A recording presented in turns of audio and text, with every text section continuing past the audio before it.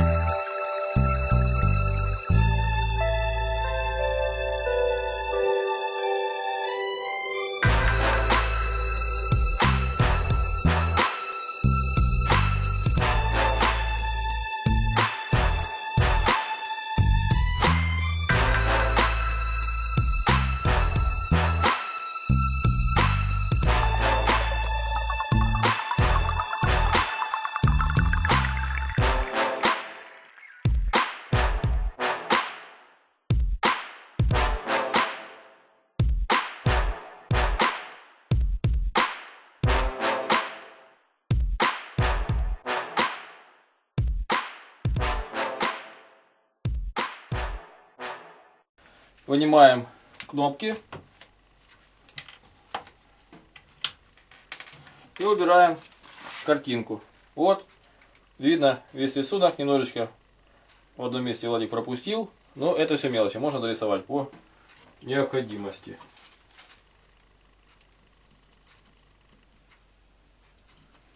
Теперь нам нужно это все дело выпилить. Для облегчения выпиливания можно с помощью электролобзика это место вырезать.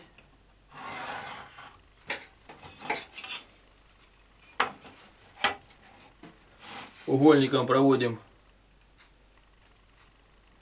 разметку.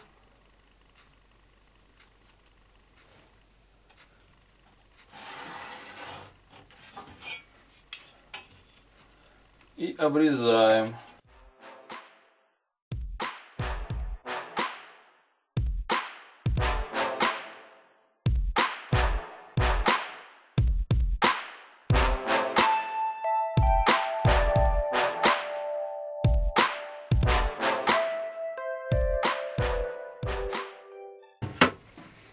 Вот получилась такая удобная фанерка, которую можно легко крутить и выпиливать. Выпиливать будем ручным лобзиком. Можно было электро, но электро оставляет большие заусеницы, и мы не сможем аккуратно и красиво сделать пил. Поэтому придется заниматься ручной работой. Эту работу очень любит Владик. Он уже имеет опыт с детства. На уроках труда он уже учился. Поэтому также берем пилочку, проверяем натяжку, чтобы здесь была как струна, потому что любое провисание вызовет ее разрыв. Ложим на станок, берем пилку и начинаем пилить.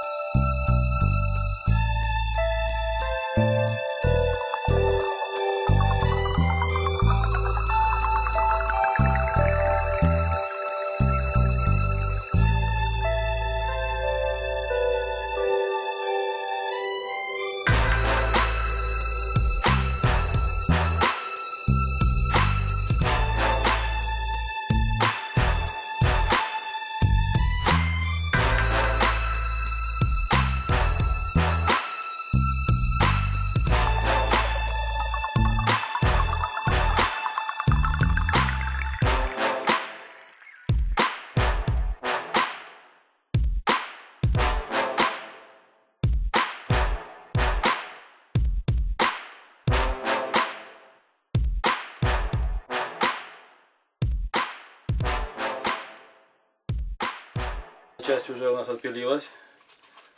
Вынимаем аккуратненько, чтобы не повредить покрытие. И так вот уже потихонечку прорисовывается дерево, которое мы выпиливаем. И вот вторая часть такая красивая. Ну вот, почти дерево выпилено. Осталось в основании еще полосочку выпилить. И будем готовить крепеж для этого дерева. Продолжим. Теперь нам нужно взять кусочек фанеры, который мы поместили в отходы, приложить к нему основание дерева и обвести его участок примерно 5 сантиметров вверх. Это будет наше основание дерева, к которому будем его крепить. Вот я обвел его. Плавно переводим его на нет. Нужно иметь такую клинообразную форму.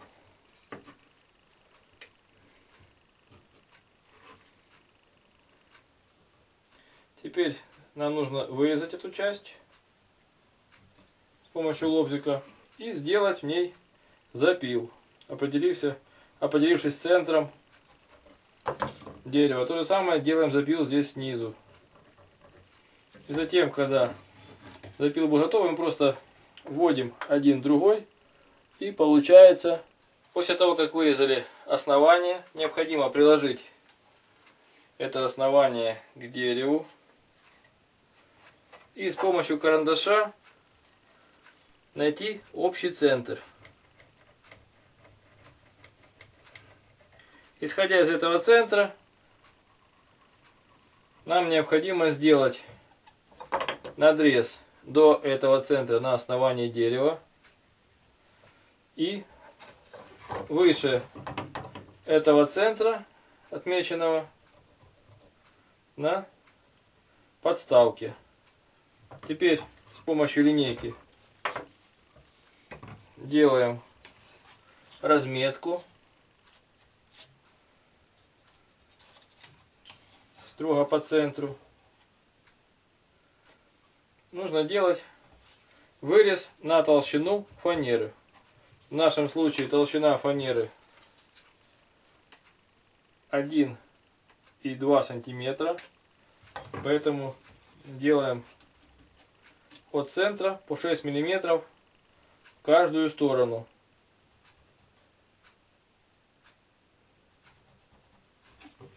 И строго вверх.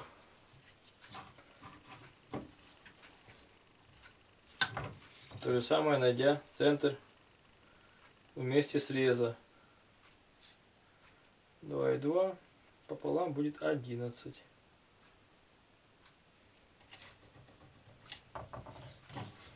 Рисуем общий центр. И отступаем на толщину фанеры с каждой стороны.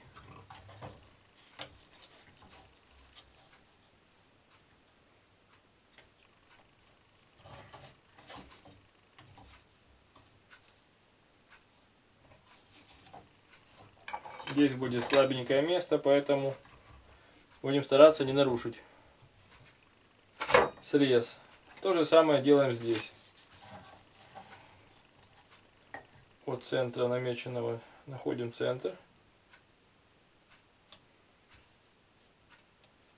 25 пополам 12. И по 6 миллиметров с каждой стороны.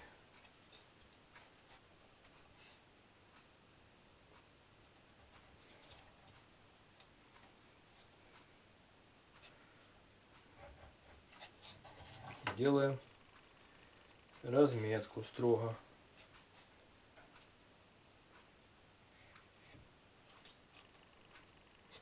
Чем меньше будет погрешность, тем устойчивее будет дерево.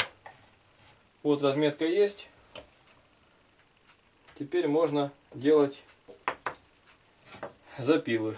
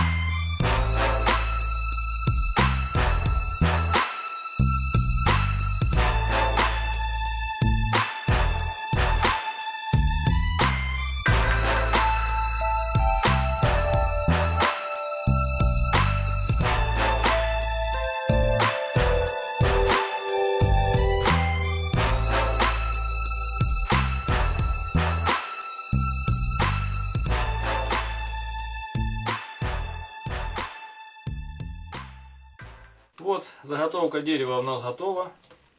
Примерно вот так вот будет. И внизу одевается основание. И в таком состоянии она будет у нас стоять уже на столе или другом упоре. Можно, конечно, сделать внизу еще из пятачка крепеж. Ну, посмотрим. Сейчас главное обработать наждачной бумагой от всех заусениц наше дерево, чтобы было все гладко и красиво. И после этого начнем сборку дерева.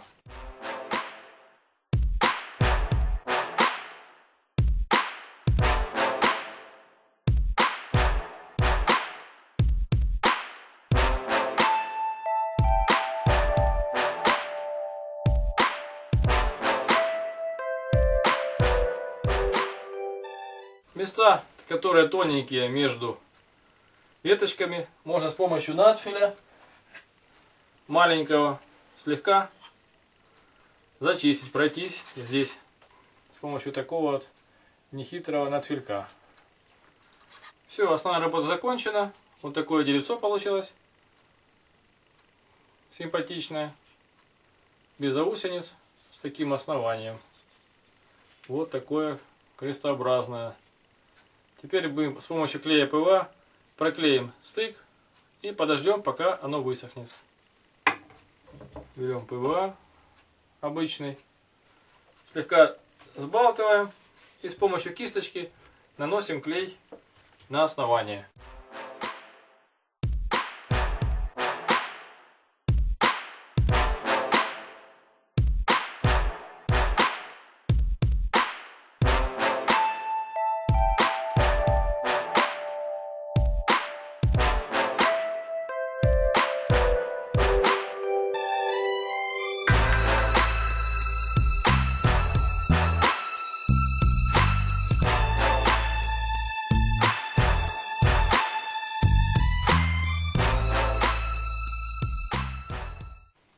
Вот такое получилось красивое деревцо. Подождем, пока высохнет основание, и завтра начнем его украшать. Ну вот, пришло время красить наше денежное дерево. Клей подсох. Теперь дерево имеет жесткую ножку. Берем краску. У Владика вот она. Такого плана мы купили серебристую. Типа металлик. Silver 36. И теперь ее сколотим хорошенько, распакуем и покрасим дерево. В прошлый раз у нас Валя мешала, краску теперь Владик. Все заняты делом. Начинаем красить.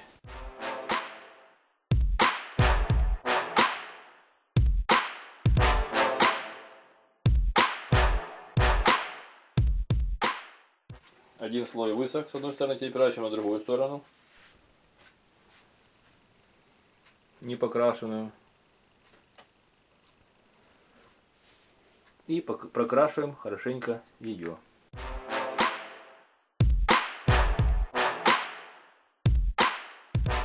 Дерево подсохло, необходимо украсить нам его красивыми денежками. Для этого мы берем 10-копеечные монеты, потому что они желтые и дают красивый желтый контраст по сравнению с серебристым деревом. Берем скотч двухсторонний и монетки. Мы посчитали, что на каждую веточку у нас придется по 16 монеток. С одной стороны, 16 монет с другой. Чтобы было красиво, теперь берем этот скотч, нарезаем на узенькие полосочки.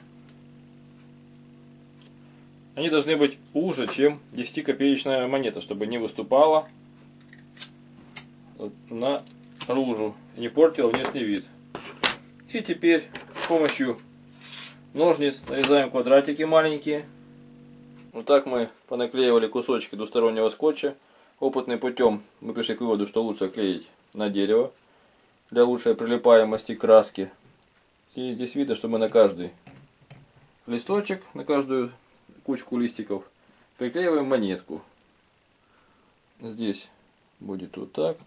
Нужно стараться, чтобы с другой стороны дерева не было видно этого скотча двустороннего торца, потому что нарушится внешний вид.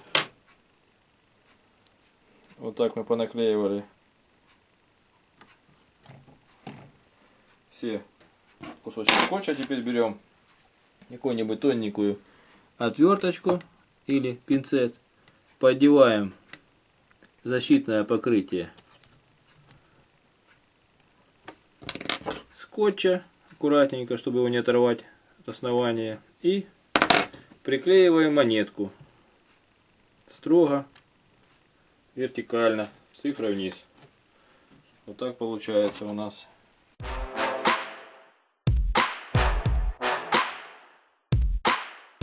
Доклеиваем последнюю монетку, и получается вот такая красивая картина. Все монеты строго в одном направлении, номиналы. Цвет немножко отличается, потому что разные года выпуска. Теперь осталось развернуть другой стороной и здесь сделать то же самое, только уже монетка должна быть гербом на эту сторону. Продолжим работу.